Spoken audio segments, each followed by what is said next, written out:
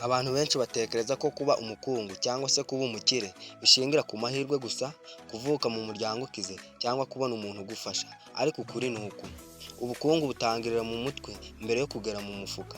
Iyo imitekerereze yawe ihindutse n'ibikorwa byawe birahinduka, amaherezo n'ibyo utunze birahinduka bikazamuka cyane mu buryo bw'iterambere.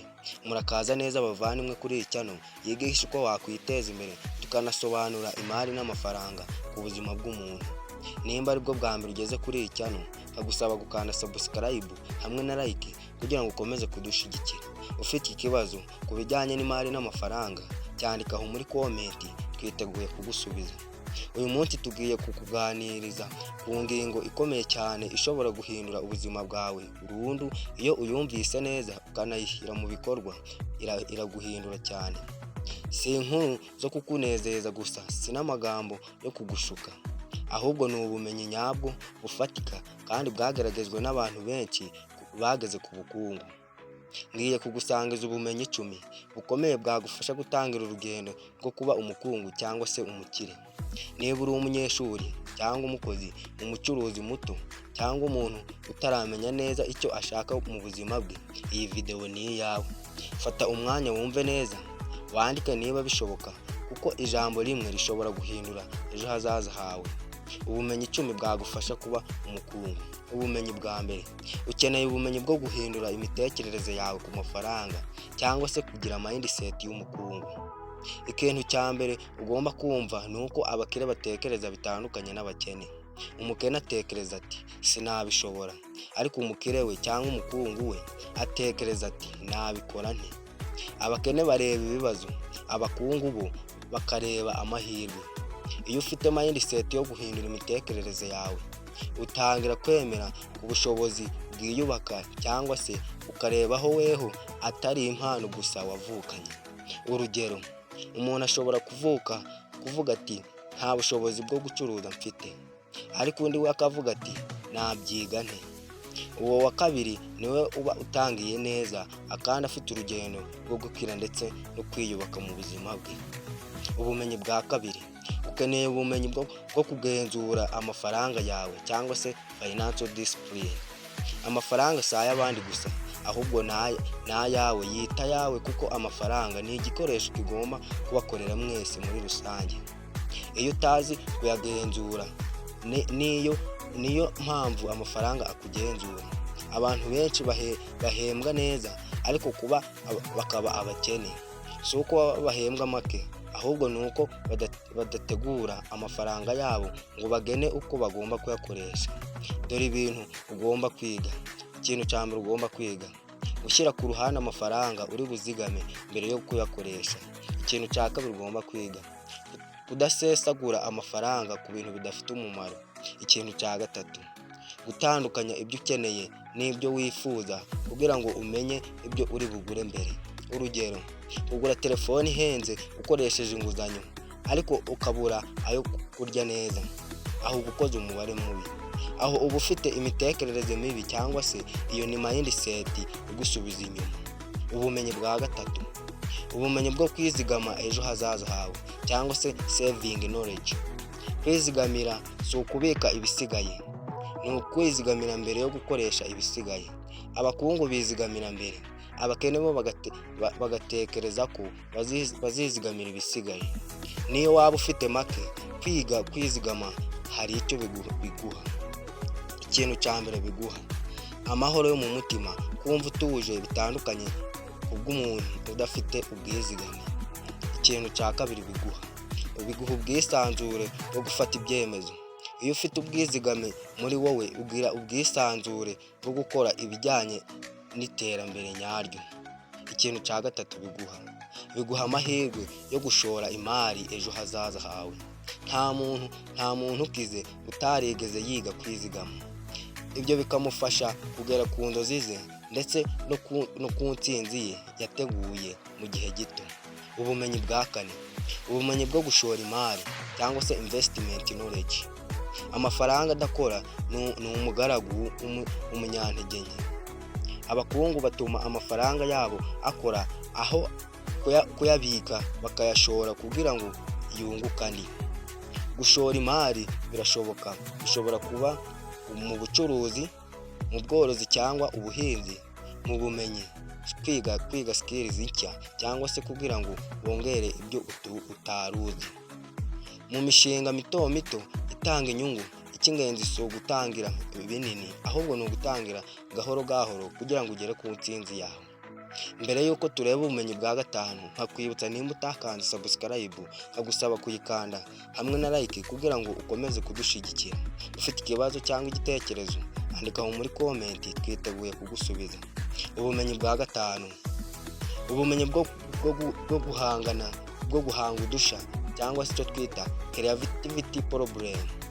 Amafaranga akurikira umuntu ukunda guhanga udushya mu byo akora byose, bigatuma abona amafaranga menshi. Iyo ubonye ikibazo gifite abantu benshi, ese muri wowe wibaza uko wagikemura? Ubonye amahirwe menshi yo kugikemuramo, kirarangira kugira ngo ubone inyungu. Abo bantu benshi bagifite, weho ubwawe uje uribaza uko wagikemura kugira ngo babyaze umusaruro. Muri wowe ugomba kwibaza uti, niki abantu bakeneye? Niki kibabangamiye? Niki cyaborohera mu buzima bwabo? Umuntu utekereza atyo aba atangiye kuba umukungu mu mutwe. Ubumenyi bwa gatandatu, ubumenyi bwo kwiga buri gihe cyangwa se continuous learning. Isi irahinduka vuba, ubumenyi ufite bushobora kugufasha ejo hazaza. Abakungu bashobora cyane mu kwiga. Kwiga ntibisaba ishuri gusa, ahubwo hari icyo bigusaba. Icya mbere biragusaba gusoma. Icya kabiri, kumva ibiganiro by'abantu batsinze. Ikintu cya gatatu bigusaba kwigira online cyangwa se kwigira ku ikoranabuhanga. Ikintu cya kane bigusaba kwiga ku makosa yawe. Iyo uhagaritse kwiga, uhagaritse gukura mu by'iterambere. Ikintu cya ubumenyi bwa karindwi, ubumenyi bwo gufata ibyemezo no kwihangana cyangwa se decision making. Ubuzima bwawe ni umusaruro w'ibyemezo wafashe. Abakungu bafata ibyemezo bigoye uyu munsi kugira ngo ejo babone ubwisanzure. Gufata icyemezo nyacyo hari icyo bigusaba. Icya mbere bigusaba gutinda kwishima ku kanya. Ikintu cya kabiri bigusaba gukora icyo abandi batumva. Ikintu cya gatatu, kwihangana n'ingaruka z'igihe gitoya. Ibyemezo byiza bikuvana mu bukene bikakujyana mu bukungu cyangwa se mu bukire. Ubumenyi bwa munani, ubumenyi bwo gucunga igihe cyangwa se time management. Igihe ni umutungo uruta amafaranga. Amafaranga iyo yatakaje aragaruka, ariko iyo utakaje igihe cyo ntikigaruka. Abakungu hari ikintu batekereza. Abakungu bategura umunsi wabo, bamenya icy'ingenzi bakeneye cyane bakabyibandaho cyane. Birinda gupfusha igihe cyabo ubusa ku bintu bidafite umumaro. Iyo utaye igihe uba utaye amahirwe yo kuba umukungu cyangwa se kuba umukire. Ubumenyi bwa cyenda, ukeneye ubumenyi bwo kubaka umubano hagati yawe na bagenzi bawe cyangwa se networking. Amahirwe menshi ava ku bantu, si ku mafaranga gusa. Kumenya abantu beza bafite intego baguteza imbere cyangwa se mu bitekerezo bakakujyana guteza n'intambwe ikomeye cyane kugira ngo wubake ubukungu bwawe. Umubano mwiza hari icyo bigusaba. Umubano mwiza ugufasha kubona amafaranga ndetse n'amakuru ahagije. Ndetse umubano mwiza ugufungurira imiryango mishya, ukakongerera amahirwe kugira ngo wagure business zawe. Umubano mwiza ugufasha kwirinda amakosa. Ntugapfobye imbaraga zo kubana n'abantu beza. Ubumenyi bwa 10 ari nabwo bwa nyuma bugufasha kugira ngo ube umukire cyangwa se umukungu. Ubumenyi bwa 10, ukeneye ubumenyi bwo kwihangana no kudacika intege muri wowe. Nta bakungu bafite urugendo, baba bafite urugendo rurerure kandi rubajyana ku iterambere nyaryo. Abantu benshi bananirwa cyane mbere y'uko bagera aho bagera. Kwihangana bisobanura, hari icyo bisobanura. Birasobanura gutsindwa ukongera ukagerageza. Ikintu cya kabiri, kwiga ku makosa yawe kugira ngo wongere uyakosore ukomeze urugendo. Kutareba inyuma igihe ibintu bigoranye. Abakungu si abadasabana n'abandi, ahubwo nabemera bagasabana n'abandi bakungurana ibitekerezo kugira ngo barebe aho biri kwangira bakosore amakosa yabo. Inshuti bavandimwe, niba wageze aha wumva neza iyi video, ndifuza ko wamenya ko ubukungu butari kure yawe. Ntibugutegereza kuzaza uzavuka ngo bwa kabiri cyangwa se kuvuka bundi bushya. Butegereza ko uzahindura imitekerereze n'ibikorwa byawe. Ntugomba gushyira mu bikorwa byose icyarimwe.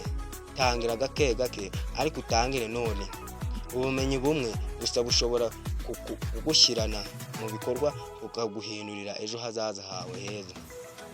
Niba iyi video yagufashije, isangize abandi. Nimba utakanze subscribe, nkakwibutsa kuyikanda hamwe na like kugira ngo ukomeze kudushyigikira. Ufite iki kibazo cyangwa igitekerezo, andikaho muri comment. Wibuke ko ntuzigera uhindura amahirwe gusa, uzahindura ubumenyi n'imyitwarire yawe. Bizatuma wubaka ubukungu bwawe kandi nawe wiyubake. Ndabashimiye cyane kumva iyi video neza kuva itangira kugera ku mpera zayo. Mukomeze mwiyubake, mwige kandi mwemere ko mushobora kuba abakungu cyangwa se abakire. Murakoze, turabashimiye.